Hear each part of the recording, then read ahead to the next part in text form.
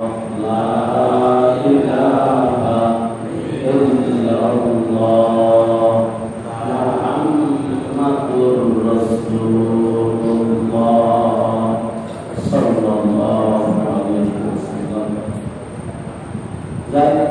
লাগলো মনটা যেন আমাদের উপরেও আবার আপনারা বসবেন।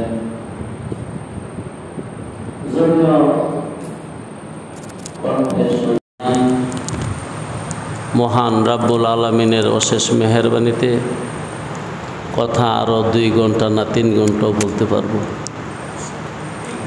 এটা আল্লাহ রাব্বুল আলামিনের মেহেরবানি। ইনশাআল্লাহ তাআলা বলবো, আপনারা চুপ করে শোনেন। আমিও খুশি হয়েছি আপনারা যে আবার বসছেন। আল্লাহ, আমার হাতে যে কিতাব, এটার নাম কি? কুরআনুল কারীম, কুরআনুম মাজিদ, কুরআনুম মুবিন। মূল নামটা কুরআন।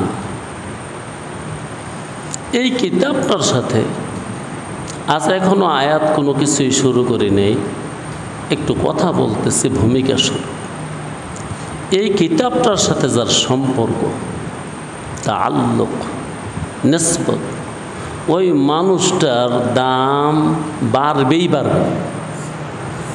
যার সম্পর্ক আছে, কারণ আল্লাহ কথা দিচ্ছেন, আমি এই কিতাবটা জগতে নাজিল করছি, দুনিয়ার জমিনে নাজিল করছি, এবং এটাকে হেফাজতের দায়িত্ব আমি আল্লাহ নিজে নিছি। এখন হলো একটা সূক্ষ্ম কথা শুনেন, এই কিতাব যেহেতু মালিক হেফাজত করবে, দায়িত্ব নিছে, আমি যদি কিতাবটা ধরে রাখি আমারে ফালাই দিবে।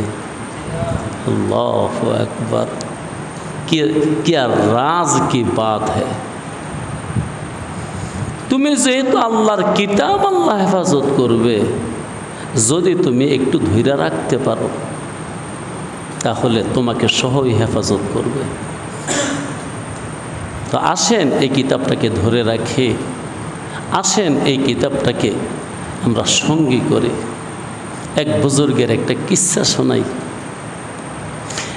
আল্লাহ, আপনাকে মসজিদের ইমাম সাহেব হুজুর ওই যে ওইখানে গিয়ে চলে গেছে।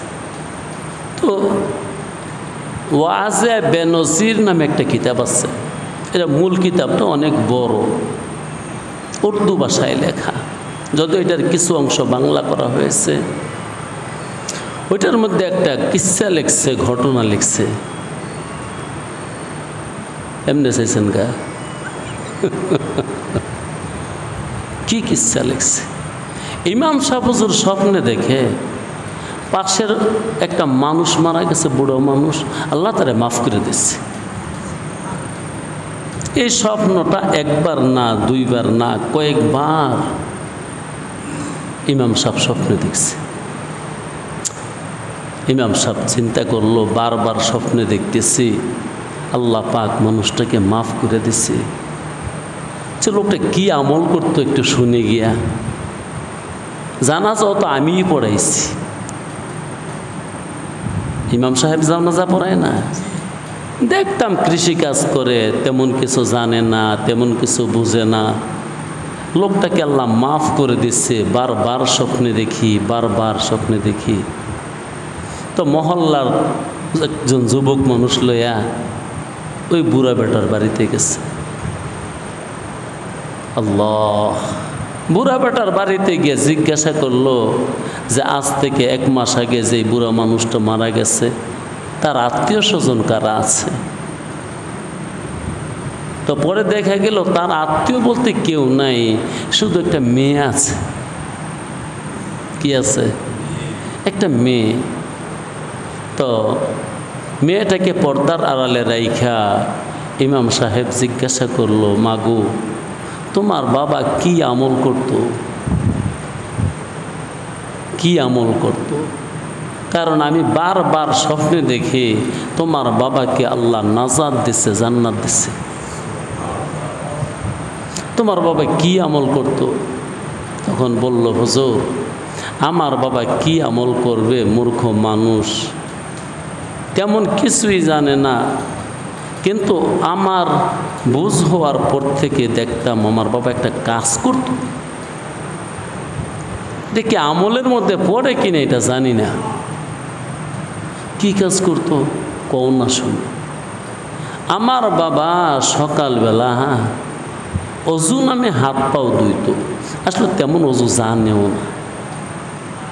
হাত পাও ধুইয়া আমাদের ঘরে একটা পুরান বই আছে, অনেক পুরান। ওই বইটা বালিশের উপর রাইখা বইয়ের লাইনে লাইনে কাতারে কাতারে আঙ্গুল ফিরাইতো আর কইতো, আমার আল্লাহ যা কইছে সত্য কইছে। আবার সন্ধ্যার পরে এই কামটাই করতো। তো বাবারে দেখতাম এই কাজটাই করতো সকাল সন্ধ্যা, বইটার লাইনে লাইনে হাত ফিরাইয়া বলতো, আল্লাহ যা বলছে সত্য বলছে। আল্লাহু আকবার। ইমাম সাহেব বলল, আল্লাহ মালিকে তার এই কথাটা কবুল করছে, সে তো সব পড়ে ফেলছে। ওই মিয়া যে এই কথাটা বলছে, আল্লাহ যা বলছে সত্য বলছে, ভাই কি করছে জানেন? 30 পারা কোরআন এক শব্দে পড়ে ফেলছে, সব পড়া হয়ে গেছে। কারণ সারা কোরআনে আল্লাহ যা বলছে হক বলছে সত্য বলছে। মালিক এই উসিলায় তারা মাফ করে দিছে, ঠিকই আছে। তো ভাই আমরা তো অনেক কিছুরই হেফাজত করি, সংরক্ষণ করি। আমাদের আজকে ঘরে ঢুকলে দেখা যায় কত রকমের আসবাব, সুকেস বড়া, এত আসবাবপত্র, ঠাই নাই ছোট এতরি আর ঠাই নয় না। কিন্তু দুর্ভাগা এক কোরআন, ওই যে আপনার মেয়ে পড়ছে, মেয়ের বিয়ে হওয়ার পরে এই যে এটার উপরে তাকের উপরে রাইখে দিচ্ছেন, আর নামাইলেন না, আর ছুঁইলেন না, আর পড়লেনও না, আর ধরলেনও না। ভাই রে, যারা কোরআন তেলাওয়াত করতে না পারেন, কোরআন বুঝেন না, একটা সম্পর্ক করেন। এটা আমি অনেক জায়গায় বলে থাকি। সকাল সন্ধ্যা কোরআন শরীফটা হাতে লইয়েন, অজু কইরা ঘরে গিয়া কোরআন শরীফটা হাতে লইয়া এই কিতাবটার মধ্যে 2-3টা চুমা দিয়ে, আল্লাহু আকবার, এই কিতাবটার মধ্যে চুমা দিয়েন, চোখের মধ্যে লাগায়েন, কিন্তু কপালে লাগায়েন না। কমাস কম এই ইজ্জতটা করেন, দেখবেন আপনার দাম বেড়েছে বাবা। আরে মিয়া, কোরআন শরীফের আয়াত যদি লেখকে গলা থুয়ে দিলে রোগ সাধে, তুমি এটাতে সুমাইলে কামইতো না। এই জন্য এক বুজুর্গ বলছিল, বাবা রে তুই ডাবা খাস। কত বছর ধরে? কয় বছর? 90 বছর ধরে ডাবা খাই। তো 90 বছর ধরে যে ডাবা খাস, ডাবার মধ্যে সব তো ডাবা চিনত না, আপনি তো চিনেন, ডাবা চিনেন না? হুক্কা মুরব্বী 90 বছর ধরে ডাবা খান, কহ আল্লাহু আকবার। ডাবার মধ্যে সুমা কতটি দিচ্ছেন? কেউ ডাবার চুমা দেওয়ান লাগে না? ডাবা যায় খায়, চুমা দেয় না? ঠোঁটটা লাগায়।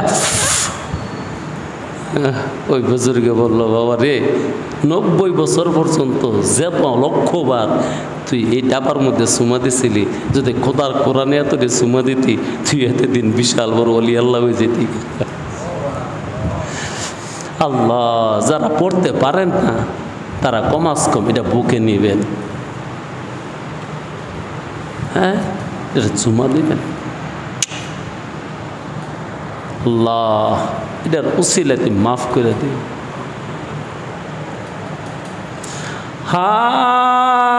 কার কিতাব? বিশ্বাস করছেন? বিশ্বাস হয়েছে? আরে মিয়া, আপনি তো মুসলমান, বিশ্বাস করলেও কিছু হয় না, না করলেও হয় না। মক্কার কাফেররা সাক্ষী দিছে এটা আল্লাহর কিতাব। মক্কার কাফেররা সাক্ষী দিছে এটা আল্লাহর কিতাব। বর্তমান ইহুদি খ্রিস্টান নাসারা যারা আছে তারাও এটা গবেষণা করে তারাও বলছে, তো দেখেনো আল্লাহ টাল্লাহ বুঝি না, ভগবান ঈশ্বর নারায়ণ টারায়ণ বুঝি না, যিশু টিশু বুঝি না, একটা বুঝি, এটাতে কোনো মানুষই লিখছে না। এইটুকু বুঝছি এই কিতাবটা যে কোনো মানুষে লিখছে না। কেমনে বুঝলা? কেমনে বুঝলাম? বর্তমান জমানার সবচেয়ে বড় যন্ত্রের নাম কম্পিউটার। পুরাটা কিতাব কম্পিউটারে ঢুকাইয়া কম্পিউটারকে প্রশ্ন করছি, এমন একটা কিতাব লিখতে কয়দিন লাগবে? এমন একটা বই লেখলে নির্ভুল নির্ভেজাল কয়দিন লাগবে? আধুনিক কম্পিউটারে উত্তর দিছে কখনো সম্ভব না। আধুনিক কম্পিউটারে কি উত্তর দিছে? কখনো সম্ভব না, কখনো সম্ভব না। এই দামি কিতাবটারে আমরা লইলাম না, ধরলাম না, ছুইলাম না, ইজ্জত করলাম না, সম্মান করলাম না, তেলাওয়াত করলাম না, তরজমা করলাম না, তাফসির করলাম না, আমল করলাম না। এজন্য যেই মানুষটার সম্পর্ক এই কিতাবের লগে যে কোনোভাবে যে কোনো উপায়ে বাস মালিক তার হেফাজত করবে, মালিক তাকে ইজ্জত বাড়াই দেবে, মালিক তাকে সম্মান বাড়াই দেবে শুধু এই কিতাবের খাতিরে। শোনেন, বলতে পারেন যে হুজুরও এত কথা কইতে কোন? ও মিয়া, এই কিতাব যার হাতে থাকে ওর কাছে কথার কোনো অভাব নেই, কোনো অভাব নেই। এটার শব্দে শব্দে কথা, এটার শব্দের শব্দে, প্রত্যেক শব্দে কথা, এমনকি অক্ষরে অক্ষরে কথা, অক্ষরে অক্ষরে কথা। আল্লাহ এই অক্ষরের পরে এই অক্ষর কেন আনলো, এই অক্ষরের আগে এই অক্ষর কেন আনলো, এটারও তর্জমা আছে। আমাকে একজনে দাওয়াত দিল, হুজুর একটু ফোনে নাম বলতাম না, যে হুজুর যাইয়েন। কোথায় যাইতাম? সিডি দিছে, এই মাহফিলে যাইয়েন। আপনারা তো মনে করেন আমরা যারা আলিয়া মাদ্রাসাত পড়ি আমগো কোনো এলেম নাই, যাইয়েন। বড় মস্ত বড় আলেম আসতেছে, প্রশ্ন থাকলে কইরেন গিয়া। আমি একটা সাদা কাগজ লইছি, সাদা কাগজ না লইয়া একটা প্রশ্ন লিখছি, লিমা কুসিরা বিবাইল বিসমিল্লাহ। বিসমিল্লার বাইন নিচে যে দেওয়া হইল করে, বিসমিল্লার বাইন নিচে কি? বাসিনজের বিস। বিসমিল্লার বাইন নিচে জের করে আমনগো হুজুর এই কাগজটা দিয়েন। যদি জবাব দিতে রে তা আবার আইলে যাম। বিসমিল্লাহ বায়ের মধ্যে তো জবরও দিতে পারতো, বাসমাল্লাহির রহমানির রহিম, বিসমিল্লাহির রহমানির রহিম। কিন্তু রব্বে কারিম জবর দিল না, পেশ দিল না, বিসমিল্লাহর বাইন নিচে জের দিয়ে দিল বিসমিল্লাহির রহমানির রহিম। এটার কারণ কি? যদি আপনাদের হুজুর জবাবটা দিতে পারে হাওলা সহকারে, তা আবার যতবার আসবে, যেখানে আসবে আমি তত জায়গায় যাব। প্রশ্নটা ফালাই দিতে পারবেন? হুজুর প্রশ্নটা কই আছে? তাফসীরে বাইজুবিতে। আল্লাহ, একদিন মাধবদী বাজারে দেখা, কিরে আমার জবাবটা দিলি না? তোর কি লিখে দিচ্ছেন? না লিখে দিচ্ছেন, দেখুন এটা ওইল কি লিখে দিচ্ছেন, এটি কি জবাব দিত? বিসমিল্লাহ বা নিসা জের করে এটা বলে লিখছেন। হ, কোনো কারণ নাই। তোর কি কারণ? আল্লাহু আকবার। আরে মিয়া, ফখরুদ্দিন রাজি রহমতুল্লাহি আলাই বলেন, খোদার সমস্ত কথা রহস্য সব লিখে ফেলছে বিসমিল্লাহর বায়ের মধ্যে। আহা, বিসমিল্লাহর নিচে জের দিলে কেন? এন নাহবি কায়দা আছে নাকি হুজুর? আল্লাহু আকবার। ইমাম ফখরুদ্দিন রাজি রহমতুল্লাহ তো আমাকে পাগল বানাইছে। আমি তো খিলগের তেনে আমনে গুণ আয়া পড়ছি পাগল লইয়া, আর আমারে পাগলটা বানাইছে ইমাম ফখরুদ্দিন রাজি। ইমাম ফখরুদ্দিন রাজি রহমতুল্লাহি আলাই বলেন, আসমান থেকে একটা না দুইটা না 160টা কিতাব নাজিল হয়েছে। কোরআনুল কারীম বাদ দিলে 103টা কিতাব।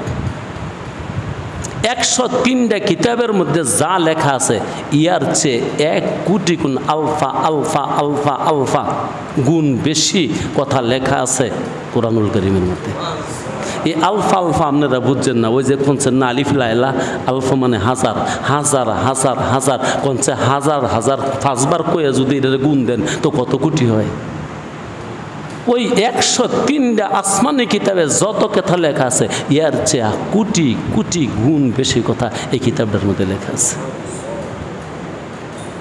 আর 30 পারা কিতাবের মধ্যে যত কথা লেখা আছে ইমাম ফখরুদ্দিন রাজি রহমতুল্লাহ বলেন আমি চিন্তা ভাবনা করে দেখছি সবগুলো কথা সূরা ফাতিহার মধ্যে লেখা আছে। এই জন্য কোরআনুল কারীমের মানজিল ছাত্রা না, সূরা ফাতিহার আয়াত ছাত্রা। কোরআনুল কারীমের মানজিল ছাত্রা, সূরা ফাতিহার আয়াত ছাত্রা। ইমাম ফখরুদ্দিন রাজি রহমতুল্লাহি আলাইহি শাফি মাযহাবের মানুষ। শাফি মাযহাব না, শাফিউল মাযহাব। আল্লাহ, এখানে একটু কথা আমার বলতে হয়। আল্লাহ, ইমাম ফখরুদ্দিন রাজির মতন মৌলবী বলে দুনিয়াতে আইয়ে নাই। যদি খোদার কোরআন দুনিয়াতে কেউ বলে বুঝে থাকে তো এক বুঝছে কাজী বাইজুবি, আরেক বুঝছে আল্লামা জমকশরী, হ্যাঁ গর্ত ছাড়াই গেছে কা ফখরুদ্দিন রাজি। সুবহানাল্লাহ। এই ফখরুদ্দিন রাজির মতন মানুষ যদি ইমাম শাফিকে মেনে চলতে পারে, তুই কোন দিনের কাপ্তান হয়ে গেছ গাড়ি? যে মাযহাব মানা শিরক, মাযহাব মানা কুফরি, আমরা হাদিসের উপর আমল করি। কোন দিনের কি হয়ে গেছ গা? বেটায় কোরআন শরীফের তাফসির লিখছে, হ্যাঁ তাফসিরে কবির, আজকের বাজারে মিশর থেকে ছাপা হয়েছে 32 ভলিউমে। কয় ভলিউমে? এক একটা ভলিউমের মধ্যে 800, 900, 1000 পৃষ্ঠা। আর এক একটা পৃষ্ঠার মধ্যে এত কথা, ওগুলা বাংলা করলে একটা বই হয়ে যায়। এক একটা পৃষ্ঠা বাংলা করলে এক একটা বই হয়ে যায়। এক একটা পৃষ্ঠা বাংলা করলে 100 পৃষ্ঠার একটা বই হয়ে যায়। আমি কিন্তু নিজে পইরা বলতেছি, মনে করবেন না বানায় বানায় বলতেছি। সেই ফখরুদ্দিন রাজির যদি ইমাম মানার দরকার থাকে, তোমরা কেমনে কও ইমাম দিয়ে কি করবো? ইমাম আবু হানিফারে মানন লাগবো? কোরআন আছে না? ইমাম আবু হানিফার মানন লাগবো? হাদিস আছে না, সহি হাদিস বুখারী শরীফ। আল্লাহু আকবার। ইমাম ফখরুদ্দিন রাজি বুঝি সহি হাদিস বুখারী শরীফ দেখে নাই। জি, বুখারী শরীফ একত্র করার, তালিফ করার পরের মানুষ ইমাম ফখরুদ্দিন রাজি। যে ইমাম ফখরুদ্দিন রাজির কাছে আল্লাহু আকবার, হুজুর হেদায়েতুন নূহ আছে না, হেদায়েতুন নূহর মুসান্নিফকে লয়ে গেছিল তার পীর সাহেব অনেক দিন পরে জানতে পারছে হেদায়েতুন নূহর মুসান্নিফ আলেম না। তখন পীর সাহেব বলে, তুই আলেম নয়, আমার পিছে পিছে এতদিন ধরে ঘুরতেছ, হিয়ার পরে কি তোরে খেলাফত দিলাম, তারপরে কি খেলাফত না, তোরে এক অঞ্চলের দায়িত্ব দিয়ে দিচ্ছি, তো তুই যে মৌলবি মুন্সি হস নাই, এতদিন ধরে কস নাই। কিসাটা মনে হয় নতুন শুনতেছেন, হেদায়েতুন নূহ রাশিয়ার মধ্যে লেখা আছে, নতুন যেই মুকাদ্দমার মধ্যে লেখা আছে, তুই এতদিন ধরে কস না, তুই যে মৌলবি মুন্সি হইস না। আয়, এই তখন হেদায়েতুন নূহর মুসান্নিফকে দইরা ইমাম ফখরুদ্দিন রাজি রহমতুল্লাহি আলাইহির কাছে লয়ে গেছিল। নিয়া বলছিল, দোস্ত আমার এই শাগিরেদরারে, এই মুরিদরারে একটু মৌলবি বানান যাইব, মৌলবি বানান যাইব। হ, মৌলবি বানাইতে কয়দিন লাগবো? তখন এই হেদায়েতুন নূহর মুসান্নিফের ওস্তাদ বলছে, 10 বছরে পারতেন না ভাই? কি কও, মৌলবি বানাইতে 10 বছর লাগে নাকি? 6টা মাস থাকতে তিনে রে। হুজুর হেদায়েতুন নূহর মুকাদ্দমাটা আপনি পড়ে দেখি, বর্তমান নতুন সংযোজন করছে। কমিয়া যান, হ্যাঁ 6 মাস থাকলেই সারবো। সেই ফখরুদ্দিন রাজি 6 মাসে লোকটারে এত বড় আলেম বানাইছে, যেই মানুষটা হেদায়েত হুনুর লেখা থুয়ে গেছে, আরব আজব নির্বিশেষে সবাই কিতাবটা পড়ে। মাত্র 6 মাসে মৌলবী হয়ে গেছে গা। সেই ফখরুদ্দিন রাজির সান্নিধ্যে থেকে কত বড় আধ্যাত্মিক এলেমের অধিপতি খালি নজর দিসের হয়ে গেছে। 6 মাস করছে, থাক 6টা মাস। আল্লাহু আকবার, একবারও কইতেন না। সেই ফখরুদ্দিন রাজির যদি ইমাম লাগে, ইমাম শাফিকে অনুসরণ করুন লাগে, তোমার মতন মানুষে আরে মিয়া কোরআন শরীফের 2টা শব্দের তর্জমা কইতে পারত না। হ্যাঁ, ওই যে কইলাম বায়ের নিচে কাজটা কে লেগিয়া, এইটাও তুমি কইতে পারো না, কিন্তু ওই দিকটা কটকট করো ফটকা মাছের মতন, কি আর আবার ইমাম মানতাম। সই কিতাব আছে বুখারী শরীফ, দেখে দেখে আমল করবো। তাইলে কি ফখরুদ্দিন রাজির মতন মানুষে চোখকে দেখে নাই বুখারী শরীফ? নাই, বুখারী শরীফ না পড়েই এত বড় মুফাসসির হয়েছে, বুখারী শরীফ পড়েই মুসান্নিফ হয়েছে, এত বড় আলেম হয়েছে, তারপরও ইমাম শাফিকে অনুসরণ করছে। এমনি করে কাজী বাইজবী আলাইহির রহমা আল্লাহ সমস্ত আলেম রাইলার 2টা টাইটেল দিছে। একটা টাইটেলের নাম হলো মুতাক্কিকুল উলামা, আরেকটা টাইটেল হলো মুহাক্কিকুল উলামা। এই 2টা উপাধি তিনিকে দেওয়া হয়েছে ফখরুদ্দিন রাজিকে, এই কাজী বাইজবিকে। অথচ কাজী বাইজবি নিজে ইমাম শাফি সাহেবের অনুসরণ করছে। আর তোমরা 1500 বছর পরে আইয়া ইউনিভার্সিটিতে পড়া, স্কুলও পড়া, বাংলা একটা বই কিনা হ্যাঁ কটকটাইবা কটকটি মাছের মতন যে কি আর ইমাম মানতাম মিয়া, বুখারী শরীফ আছে না। আল্লাহু আকবার। তো ইমাম ফখরুদ্দিন রাজির কথায় বললাম, এই লোকটা আমাকে পাগল বানাইছে। আগে জানতাম না, এই লোকটার কিতাব আমি বহুত দিন ধরে মোতালা করে, না হইলেও 30 বছর, কিন্তু আগে বুঝতাম না। এখন মাঝে মাঝে শরীরের পশম দাঁড়ায় যায়, মাঝে মাঝে আমি বসাতে শুয়ে যাই, মাঝে মাঝে বসাতে দাঁড়ায় যাই। সে কইছে কি কথাটা? এই যে একটা কথা আপনাদেরকে শোনাইলাম, আসমানি 103টা কিতাবে যা লেখা আছে, ইয়াতে হাজার হাজার গুণ বেশি কথা কোরআনুল কারীমের 30 পারাত লেখা আছে। আর 30 পারার মধ্যে যত কথা লেখা আছে সব কথা মাওলা পাক দয়া কইরা ছোট্ট একটা সূরা ফাতিহার মধ্যে ঢুকাই দিছে। এই জন্য এটাকে বলা হয় উম্মুল কোরআন, কিতাবের মা। ফখরুদ্দিন রাজি সামনে গিয়া বলেন, আল্লাহ পাক সূরা ফাতিহার মধ্যে যত কথা বলছে সব কথা বিসমিল্লাহির রহমানির রহিমের মধ্যে ঢুকাই দিছে। বেশি শব্দ না, আল্লাহ রহমান রহিম, আল্লাহ রহমান রহিম, শুরুদা বিসমি বা এসএম আল্লাহ রহমান রহিম, এই কয়টা শব্দের মধ্যে আল্লাহ রাব্বুল আলামিন কোরআনুল কারীমের সমস্ত এলেম ঢুকাই দিছে। সামনে গিয়া ইমাম ফখরুদ্দিন রাজি রহমতুল্লাহি আলাই বলেন, তোমরা শুনলে আরও শোনো, আল্লাহ পাক সমস্ত কোরআনে যা কইছে, বিসমিল্লার মধ্যে যা কইছে সবগুলো কথা বিসমিল্লার বায়ের নক্তার মধ্যে রেখে দিছে। আল্লাহ আল্লাহ। একজন লোক ইমাম ফখরুদ্দিন রাজিকে জিজ্ঞাসা করা হয়েছিল, হযরত কেমনে বিসমিল্লাহর বায়ের মধ্যে আল্লাহ কেমনে রাখছে একটু কোন?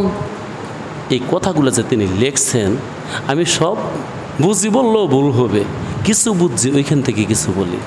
তখন তিনি লেখছে জবাব, সুয়ালের জবাব, যে প্রশ্ন করা হয়েছে বিসমিল্লাহর বায়ের নিচে আল্লাহ সব কথা রেখে দিছে কেমনে, তখন তিনি ব্যাখ্যা করছে কোরআনুল কারীমের বর্ণের সংখ্যা 28, মতান্তরে 29। 28 এর ইস্যুর কারণ আলিফ এমন একটা বর্ণ, যে বর্ণের মধ্যে হরকত দিলে আলিফ আলিফ থাকে না, আলিফ হামজা হয়ে যায়, আর হামজা নামে আরেকটা বর্ণ আছে। এই জন্য সহিহ মত যে কোরআনের বর্ণ সংখ্যা 28। এখন প্রশ্ন হলো, আল্লাহ রাব্বুল আলামিন কোরআন তো শুরু করলো বাদ দিয়ে শুরু করলো কেন? তা দিয়ে শুরু করতো, রাজ কথা। আচ্ছা, বা তো এমন একটা অক্ষর যে অক্ষরের নক্তা আছে। আল্লাহ তো এমনও পারতো যে কোরআন শুরু করব নক্তা ছাড়া অক্ষর দা, কেউ যেমন হা নক্তা নাই, ডাল নক্তা নাই, নক্তা ছাড়া একটা অক্ষরটা শুরু করতো, নক্তাওয়ালা একটা অক্ষরটা কেন শুরু করলো? তারপরে আবার সওয়াল করছে, হজরত নক্তাওয়ালা তো লইছে মালিকে, এক নক্তাওয়ালা লইল করে? কারণ আরবি অক্ষরের নক্তা একটা আছে, দুইটা আছে, তিনটাও তো আছে। হ্যাঁ, ইয়ার নিচে কয় নক্তা? 2 নক্তা। তো আল্লাহ পাক নক্তাওয়ালা লইছিল, 2 নক্তাওয়ালা লইতো, নক্তা যখন লাগাইছে ওই ইয়াটা শুরু করে দিত, মালিকে তো সব পারে। তারপরে আবার প্রশ্ন করছে, হুজুর লইছে নক্তাওয়ালা, তো নিচে নক্তা লইল কেরে, উপরে লইল না? কেউ এমন কিছু অক্ষর আছে না যেটা নক্তা উঠবে? যেমন তা, থা, খ, জাল, আল্লাহ কতগুলো প্রশ্ন। আল্লাহ তো কোরআন শুরু করলো কেমন একটা বর্ণ দিয়া, যেই বর্ণের নক্তা আছে। বা দিয়ে প্রথম প্রশ্ন হলো বা দিয়ে শুরু করলো কেন? 2 নাম্বার কত হইলো, বায়ে নক্তা আছে, নক্তাওয়ালা অক্ষর লইল কেন? 3 নাম্বার প্রশ্ন হইলো নক্তাও তো এরম নক্তা যে নক্তা নিচেওয়ালাটা লইল কেরে, উপরওয়ালাটা লইল না কেরে? 4 নাম্বার প্রশ্ন হইলো নক্তা একটাও আছে উর্ফে, 2টাও আছে, 3টাও আছে, যেমন ছায়ের মধ্যে 3 নক্তা লইছিল, ছাড় হইলই তো নক্তা যখন বেশি, সিনের মধ্যেও 3 নক্তা সিন দিয়ে শুরু করে দিত। আল্লাহু আকবার। ফখরুদ্দিন রাজির একটু কথা শুনে এগুলোর জবাব দিতে গিয়ে তিনি বলেন, আল্লাহ খালি বুঝাই দিচ্ছে খালেক আর মাখলুক। উপরে খালেক, নিচে মাখলুক। বা এর নক্তা নিচে না উঠবে? নিচে।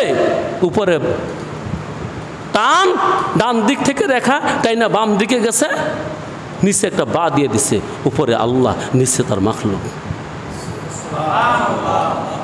এখন প্রশ্ন হইলো এক নক্তা লইল কেরে? 1 নক্তা লইয়া বুঝাইছে তোরা সবতে আমার মাখলুক, এক আল্লাহর মাখলুক। তো আল্লাহ 2টা না, 3টা না, 4টা না, 5টা না, এক আল্লাহর মাখলুক তোরা। এই জন্য নক্তা একটা, তোরা সবতে এক, তোরা সবাই মাখলুক। সাইজ ভুলে ক্রমে কারো পূজার ফলে পূজা পর্ব লিপ্ত হইস না, কারো পূজা টুজা করিস না, কারণ তখন সব তার আল্লাহ এক। তোরা সবাই মিল্লা এক আল্লাহর পূজা করবি, এক আল্লাহর ইবাদত করবি, এক আল্লাহকে সন্ধান করবি। কথাগুলো কি মনে করে? আজব কথা না, আজব কথা যে আল্লাহ উপরে, তার মাখলুক নিচে। এজন্য নক্তা দিয়ে বুঝাইছে আমি এক আল্লাহ এই মাখলুক সৃষ্টি করছি। আর মাখলুক সৃষ্টি করতে গিয়া সর্বপ্রথম আল্লাহ রাব্বুল আলামিন একটা মাখলুক বানাইছি, সেই মাখলুকটার নাম হলো পানি। এই একটা মাখলুক থেকে সমস্ত মাখলুকের সৃষ্টি। আরও অনেক রাজেদার কথা, এটার নাম কোরআনুল করিম। এই জন্য কোরআনুল করিম হাতে নিলে কথার কোনো অভাব থাকে না। হযরত রুমি আলাইহির রহমা একটা মুসনবির মধ্যে একটা কিসসা লিখছে, আল্লাহু আকবার।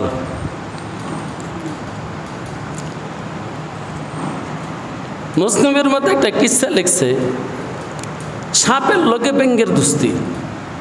কার লগে কার দোস্তি? সাপের লগে ব্যাঙের দোস্তি।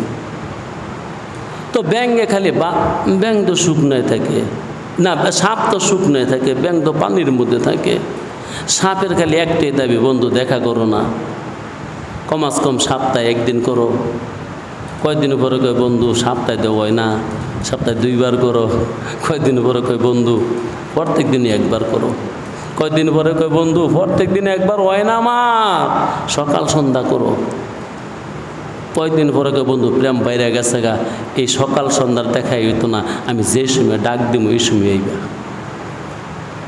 এবার ব্যাঙ্গে কয় দোস্ত এটা কেমনে আমু, কি কইরে আমু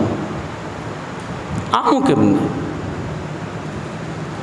কস বন্ধু একটা কাজ করেন, একটা দড়ি বাঁধেন আপনার ঠেঙ্গের মধ্যে আর আমার কোমরের মধ্যে, আমি টান দেওয়ার সাথে সাথে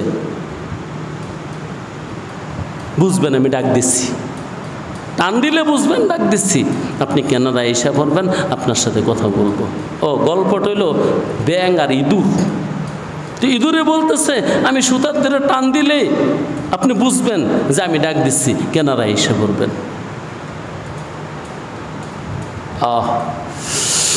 আল্লাহু আকবার। একদিন ব্যঙ্গে কয়, ইঁদুর রে দোস্ত, এই যে আমারে ফাইলে কথা শুরু করেন, আহার নিদ্রারও খবর থাকে না, খাওয়ার কথা মনে থাকে না, আমার তো পেটে ক্ষুধা লাগে। তখন ইঁদুরে কয়, বন্ধু আপনার তো প্রেম নাই, এই জন্য ক্ষুধার জ্বালা বুঝে আসে, আমি তো প্রেমের ছোটে ক্ষুধার জ্বালা ভুলে যাই। আরেকদিন প্রশ্ন করে, বন্ধু আপনি এত কথা কোন কেমনে? এই যে কোয়া শুরু করেন সকালেরতে, সন্ধ্যা হয় তারপর আপনার কথা শেষ হয় না। তখন ব্যঙ্গে কইছিল, বন্ধুরে তুই আমার বন্ধু, তোর কপালটা লৌহে মাহফুজ। বন্ধুর জন্য বন্ধুর কপাল লৌহে মাহফুজ। বন্ধুর কপালের দিকে চাইলে কথার কোনো অভাব নাই, যেমনি করে লৌহে মাহফুজের মধ্যে কোনো কথা নাই। আল্লাহ পাক লৌহে মাহফুজের সব কথা এর মধ্যে বলে ফেলছে। আদি অন্তের যত কথা আছে, মালিকের মনে যত কথা আছে, সব কথা এর মধ্যে বলে দিছে। আর বন্দার মনের সব কথা এর মধ্যে লেখা আছে। এই জন্য একটা কথা শুনেন, আপনার যত সুয়াল আছে, যত প্রশ্ন আছে, আপনি কারো কাছে জিজ্ঞাসা করতে হবে না। আপনি ভালো করে কোরআনুল কারীম পড়েন, তবে আলেম হইয়া পড়তে হবে। ওই আলেম একদিন তার মনের প্রশ্নের উত্তর কোরআনুল কারীমের এই আয়াতে বা এই আয়াতে সে পেয়ে যাবে। এই পাড়ায় না পাইলে সেই পাড়ায়, এই সূরায় না পাইলে ওই সূরায়, এই আয়াতে না পাইলে ওই আয়াতে, এই শব্দের মধ্যে না পাইলে ওই শব্দের মধ্যে তুমি পেয়ে যাইবা। কারণ বন্দার মনের সমস্ত কথা, সমস্ত সুয়ালের জবাব আল্লাহ রাব্বুল আলামিন এই কিতাবে দিয়ে দিছে। এবং আল্লাহ রাব্বুল আলামিন বন্দার কাছে কি চায় সমস্ত কথা এখানে লেখা আছে। এই জন্য আসুন আমরা কিতাবুল্লাহকে ধরি, কিতাবুল্লাহকে পড়ি, কিতাবুল্লাহকে তেলাওয়াত করি, কিতাবুল্লাহকে ইজ্জত করি।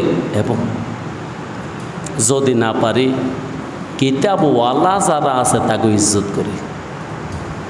আমার নবী মোহাম্মদে আরবি সরওয়ারে কায়নাত, সরদারে দোজাহা, খাতামুল আম্বিয়া, ইমামুল মুরসালিন, সাদিকুল মাসদুক, আবুল কাসেম আবুল বাশার, খাইরুল বারিয়া, খাইরুল বাশার সাল্লাল্লাহু আলাইহি ওয়াসাল্লাম বলেন, ও দুনিয়ার মানুষ, তোমরা দুইজন মানুষের ইজ্জত করো। যদি দুইজন মানুষের ইজ্জত করো তাহলে আমাকে ইজ্জত করা হবে। কয়জন মানুষ? দুইজন মানুষকে যদি ইজ্জত করো তা আমি আল্লাহকে ইজ্জত করা হবে। আর আমাকে যদি ইজ্জত করো আমি তোমাকে ইজ্জত করব। মালিক যদি ইজ্জত করে তার ইজ্জতের অভাব থাকবো, সম্মানের অভাব থাকবো? আল্লাহু আকবার। দুইজন মানুষের ইজ্জত করো, আমি আল্লাহ তোমার ইজ্জত করব। সেই দুইজন মানুষের একজন মানুষ হলো হামেলে কোরআন। যে ব্যক্তি কোরআন বহন করে, কোরআন তেলাওয়াত করে, কোরআনের তর্জমা পড়ে, কোরআনের তাফসির পড়ে, মানুষকে বুঝায়, মাদ্রাসায় পড়ায়, মানে সর্বক্ষণ তার জিকির আর ফিকির, সর্ব সময়ের কর্ম একটাই কোরআন আর কোরআন, কোরআন আর কোরআন, তাকে বলা হয় হামেলে কোরআন। অতএব যে ব্যক্তি কোরআন বহন করে তুমি তার ইজ্জত করো। সাইয়্যিদুল মুরসালিন বলছে আল্লাহ তোমাকে ইজ্জত করবে।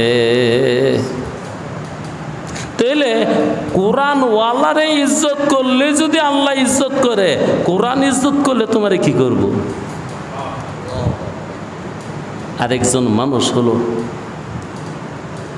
এমন যারা বুড়ো হয়ে গেছে, দাড়িগুলো সাদা হয়ে গেছে, ওই যে কাকা হেন বইয়ে রয়েছে চেয়ারের মধ্যে, এমন বুড়া বুড়া মানুষগুলো যদি ইজ্জত করো, আমার মালিক কথা দিছে, মালিক তোরে ইজ্জত করবো। ভাই রে, বিশেষভাবে তোরা যারা যুবক আছস তোরা হুইনা রাখ, যুবক নাই দুই একজন আছে তোরা হুইনা রাখ। এই বুড়া মানুষগুলা ইজ্জত করিস, আল্লাহ তো করে ইজ্জত করবে। ওই যে ওইখানে একজন, একবারে ইজ্জত করিস, একবারে সম্মান করিস, একবারে অবহেলা করিস না। আরে মিয়া, এমন একটা জমানা তো গেছে, বুড়া মানুষ সামনে হাঁটলে যুবকরা সামনেও গেছে না, দাদাই গিয়া লোক, জেড়াই গিয়া লোক, চাচাই গিয়া লোক। কিন্তু আমগরে এই আধুনিকতায় বেয়াদব বানাইতে বানাইতে কি এর আর দাদার চাচার জেডা তোরও আইসে বাচ্চাই, এমন হয়ে গেছে না? আল্লাহু আকবার। এই দুইজন মানুষকে তুমি ইজ্জত করো। আল্লাহ কথা দিছে, বন্দারে তোরে আমি ইজ্জত করবো। একজন হলো কোরআনওয়ালা, আর একজন হলো এই মুরব্বী মানুষ। তো আমার কথা এটাই ছিল, কোরআনওয়ালাকে ইজ্জত করলেই যদি মালিক তোমার ইজ্জত করা শুরু করে, তুমি নিজে যদি কোরআনওয়ালা হয়ে যাও, তুমি নিজেই যদি হামেলে কোরআন হয়ে যাও, তাহলে তোমার অবস্থা কি হবে? তুমি একটু বোঝার চেষ্টা করো, তুমি একটু বোঝার চেষ্টা করো, তুমি একটু বোঝার চেষ্টা করো। এই জন্য আসলে যারা কোরআনওয়ালা হয়েছে তাদেরকে এত ইজ্জত আল্লাহ রাব্বুল আলামিন দিছে, ওদের ইজ্জত দেখা সবাই হিংসা করে, বিদ্বেষ করে, কয় মোল্লার এত দাম, মোল্লারে বিছিরে পাওয়া যায় না। আরে মোল্লারে ইজ্জত দিছে আল্লাহ কোরআনের খাতিরে, তোরেও ইজ্জত দিয়ে দিব, তুই কোরআনকে ইজ্জত কর। আচ্ছা, বাংলাদেশের 18 কোটি বা 20 কোটি মানুষ সবাই যদি হাফেজ হয়ে যায়, মনে হয় আল্লাহ আর ইজ্জত দিতে পারবে না? কি কর, এত মানুষের ইজ্জত কেমনে দিব? শুনেন, আল্লাহর নবী মুহাম্মদ আরবি সরওয়ারে কায়নাত সরদারে দু জাহান সাল্লাল্লাহু আলাইহি ওয়াসাল্লাম বলেন, উম্মতরে তোরা চোখে দেখিস না, আমি চোখে দেখি। দুনিয়ার জমিনের মধ্যে বালুর কণা যতটি, ফেরেশতার সংখ্যা এর চেয়ে বেশি। সহিহ হাদিস, কোনো জয়ীফ কথা না। হাদিসটা পাওয়ার পরে আমার শরীরের পশম খারিয়ে গেছে, হাদিসটা লিখে রাখছি। রাসূলুল্লাহ বলেন, দুনিয়াতে বালুর কণার সংখ্যা যেই পরিমাণ, মানুষের খেদমতের জন্য আর ইজ্জতের জন্য ফেরেশতার সংখ্যা এর চেয়ে বেশি। বন্ধু, তোমার বুক ভরা লোক, দু চোখে স্বার্থের ঠুলি, নতুবা দেখিতে তোমার সেবিতে দেবতা হয়েছে কলি। বাইরে শুধু লোভের বসে কোরআন ধরলাম না, যে কোরআন শরীফ যদি পড়ি তো ব্যবসা করবো কোন সময়? আমি যদি মৌলবী মুন্সি হয়ে যাই গা, তো টাকা কোনো আর পামু? তুই টাকাটা কেরবি, মালিক যদি তোর হইয়া যায়। কবি শেখ সাদি একটা শের কইছিল, শেরটা মনে নাই, শেরটার তর্জমা শোনাই দিই। আল্লাহ একবার, এক বুজুর্গ নদীর এক পার থেকে ওই পার গেছে, ঘটনাটা বস্তার মধ্যে আছে। আল্লাহ, নদীর এই পার থেকে যখন ওই পার গেছে, গিয়া বলতেছে, মাঝি ও মাঝি, মাঝি কিসে রে? আমার তো না পয়সা নাই, মাফ করে দিন। মাঝিকে কি পাইছ তুই? দেখি আব্দুল আলিমের গান পাইছ যে আমি প্রেমের ঘাটের মাঝি। হ্যাঁ, তোমায় সখী পার করিতে পয়সা নিব না, পয়সা দে। ভাই কইছি না আমার তো পয়সা নাই গে। গাড্ডা দইরা কোনই শুরু করছে ফিটের মধ্যে। হ্যাঁ, এবার আইয়া কই পয়সা নাই গে। তুই হেবার থাকতে কইতি তোরে আমি না লইতাম, আরেকজন লইতাম, হে বেড়ায় আমারে 2 না দিত। রসের কথা কছে এবার আইয়া মায়ের শুরু করলো। হ্যাঁ, আমি কি প্রেমের ঘাটের নাইয়া রে? আমি কি সুজন নাইয়া তোর পয়সা ছাড়া পার করমু? মায়ের খাইয়া তো ভাই সারেন পয়সা দিতেছি। আল্লাহু আকবার। ও মিয়া, আমার মতন সাধারণ মানুষের কিচ্ছা না, কবি শেখ সাদি রহমতুল্লাহ বস্তার মধ্যে লেখছে। একটা কথা কই ভাগেদা, মনে করবেন না অহংকার। অনেক বক্তারা ওয়াজে গল্প করে, কিন্তু সেই গল্পগুলোর, সেই ইতিহাসগুলোর রেফারেন্স নাই। আমি আপনাদের এখানে বসে এই পর্যন্ত যতটা কিচ্ছা করছি, সবগুলো কিচ্ছার রেফারেন্স আছে। যেমন এখন কইলাম, যখন মাঝিয়ে কিলকনি শুরু করছে, এবার বুড়ায় কয়, ভাই আর মারিস না, স্যার পয়সা দি। গেছে শেষদাত, কই গেছে হুজুর? শেষদাত, শেষদাত গিয়া কয়, মালিক রে, মায়ের কত ঘামু রে, 2 না পয়সা দে। মাঝির হাতে দিয়া এখানতে ফারে গই দূরে যাই, কিল আর খাইতে পারি না। মালিক কানে কানে কয়ে দিছে, রয়ে জমিন, এই দুনিয়ার সমস্ত মাটি তোর জন্য সোনা, তুই ধরলেই সোনা হবে। এবার শেষদারতে ওইটা একমত মাটি লইছে নে রে ভাই মাঝি বেড়া বাসির বুঝানো সোয়েটটা দিব এতক্ষণ তো দিচ্ছি কোনই সোয়েটটা করলে বইটা তো দিব হ্যাঁ আমার মাটি লয়া কয় নে রে মাঝি কো ভাই মাটি না এই দেখ শোনা হয়ে গেছে আহা ওইখানে সাদি একটা শেয়ার করছে শেয়ারটা শোনাই চাললাম না মনে নাই বুঝলে গেছি গা যার সারমর্ম হলো আল্লাহর বন্দাদের মধ্যে একদল বন্দা আছে তাদের কাছে সোনার দাম আর মাটির দাম একদম আল্লাহর কিছু বন্দা আছে তাদের কাছে সোনার দাম আর মাটির দাম একদম কারণ হেরা মাটি ধরলে সোনা হয়ে যায় এই জন্য সোনার যেই দাম মাটিরও সেই দাম ভাই ও মাদ্রাসায় পড়ছিলাম লোভের কারণে আজকে কিছু হইতে পারলাম না ওইটাই বলছি বন্ধু তোর বুক ভরা লোভ দু চোখে স্বার্থের ঢলি নতুবা দেখিতে তোমার সেবিতে দেবতা হয়ে দেখছে কুলি হ্যাঁ জমিন তো এমনি স্বর্ণ হয়ে যেত জমিন তো এমনি স্বর্ণ হয়ে যেত মাদ্রাসায় পড়ছিলাম ভাই আমল করতে পারি নাই যেই কারণে আজকে কিচ্ছু হইতে পারি নাই তো আপনাদের কাছে বললাম যদি পারেন কোরআনকে ধরেন কোরআনকে মানেন কোরআনের উপর আমল করেন উট্টো অটক দেন না আপনি স্বর্ণ কয় মন লাগবো রয়ে জমিন সমস্ত দুনিয়া স্বর্ণ হয়ে যাবে এই জন্য সাদি এ কথাটা বলছে খোদার জমিনের মধ্যে এমন কিছু বন্দা আছে তাদের কাছে মাটির দাম আর সোনার দাম একদম তারা মাটিরে যেমনে গুনে সোনার এমনি গুনে মাটিরে যেরকম মূল্য দেয় সোনার এইরকমই মূল্য দেয় আল্লাহ এই কোরআনের খাতিরে আহা আহা আমার নবী যে দিনকে রাত্রে পালাইছে মুক্কা সাইরে মদিনায় ঘরের চাইরে বগলটা কাফের আছিল না এই ঘরটা কি করে পারিস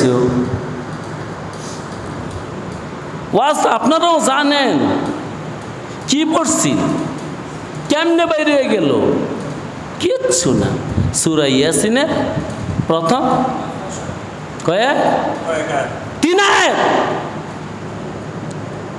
সূরা ইয়াসিনের প্রথম 3 আয়াত বালুর মধ্যে ফু দিছে সাইডা দিছে শব্দের চোখকে চোখকে আল্লাহ পৌঁছাই দিছে এখন সত্যকে কি বলল রে শব্দের চোখ খাজ্জায় মুহাম্মদ বের হয়ে আবু বকর সিদ্দিকের বাড়িতে আবু বকরকে নিয়ে গর্তে গিয়া লুকাইল সেই সূরা ইয়াসিন আছে না নাই আয়াতগুলো আসেনি আল্লাহু আকবার এবার বুঝেন মালিক দে আমারে আপনারে কি দম দিছে এটাই একবারই কইছিল গরু রাং দিল না সোনা দিল যাচাই করে দেখিনি তো দাম বাজারে গিয়া স্বর্ণকারে দেখাইলাম না দেখো তো ভাই এটা সোনা না রাং রাং মানে পিতল কারণ সোনার রং আর পিতলের রং এক রং ওই গুরুর দেওয়া হ্যাঁ ওস্তাদের দেওয়া ওই রসুলের দেওয়া রসুলের আনা জিবরাইলের আনা এই কিতাবটারে মনে করছিল যে পিতল পিতল মনে করে ফালাই দিয়া দুনিয়ার পিছনে ঘোরা শুরু করলাম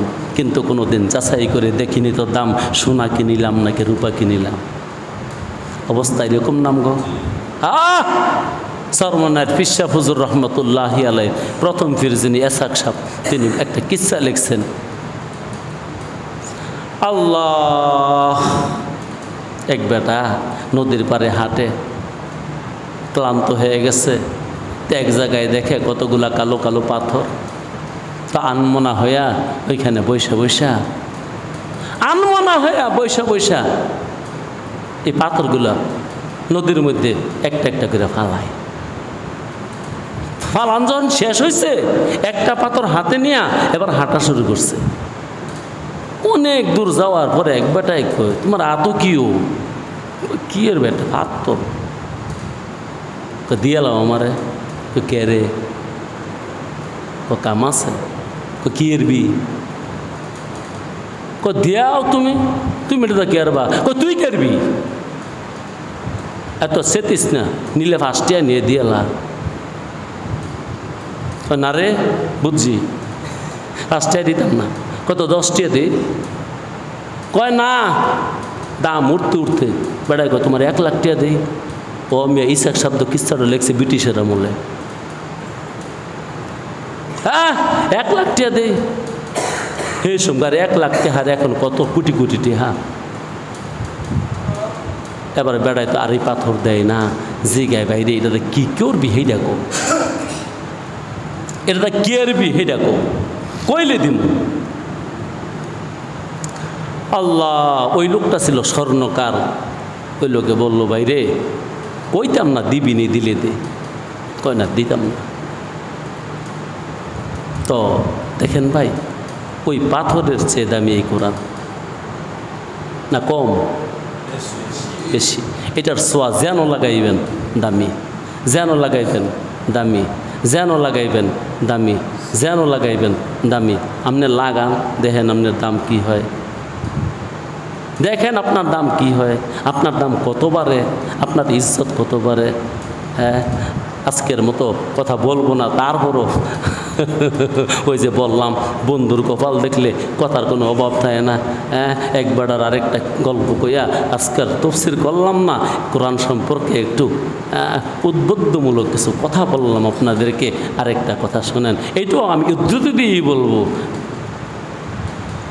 এক বেটায় শুনছে দুনিয়ার মধ্যে পরশ পাথর আছে।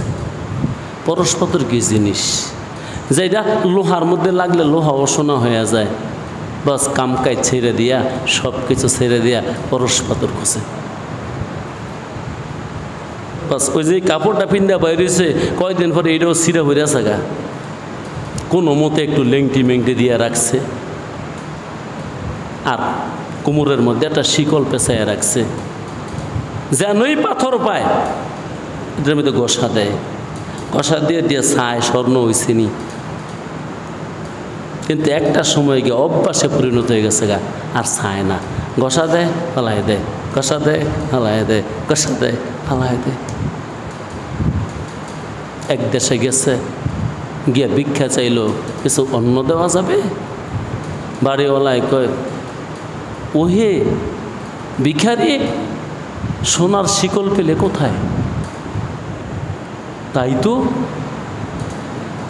কুমড়ের শিকল সোনা হয়ে গেছে, এখন বাতের কথা, অন্যের কথা আর মন নাই, এখন পাগল হয়ে গেছে। আয় হায়, আমি তো পরশ পাথর পাইছিলাম, পরশ পাথর কই হারাইলাম, পরশ পাথর কই হারাইলাম, পরশ পাথর কই হারাইলাম।